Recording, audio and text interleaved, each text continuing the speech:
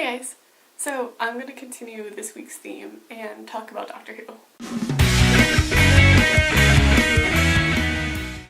So just throwing it out there, I loved this episode. I absolutely loved it. And it was more than I hoped for, everything I hoped for. I didn't know what to expect, but I just came away very satisfied, which made me really happy, because that's what I wanted.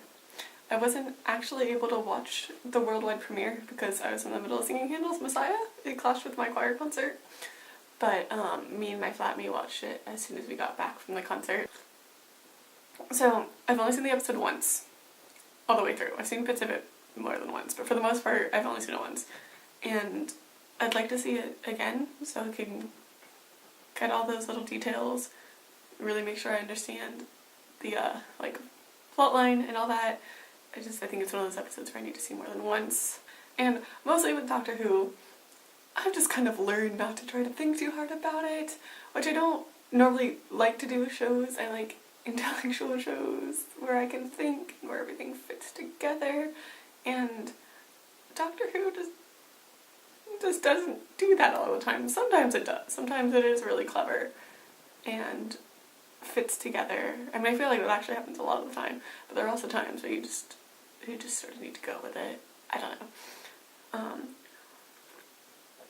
But I think, Janice, you did a good job answering Alexandra's question about the whole timeline thing, because what you said was kind of my impression too, that, at the end where the 10th Doctor looks to the 11th Doctor and he's like, I'm not going to remember this anyway, am I? And the 11th Doctor is like, no, something about timelines, etc. But the 11th Doctor will remember. I don't know, I know that sounds really confusing, but I don't think that these past 6 years have become relevant because of this change in the timeline. Even though it doesn't make, yeah. But, and I was a little thrown back too about the whole Gallifrey thing, because I know in classic Who, Gallifrey was obviously not destroyed. That's a whole plotline that happened supposedly in between classic Who and modern Who. But since I've only seen modern Who, that's always been like the basic storyline of the Doctor, is that he's like destroyed his planet and his people.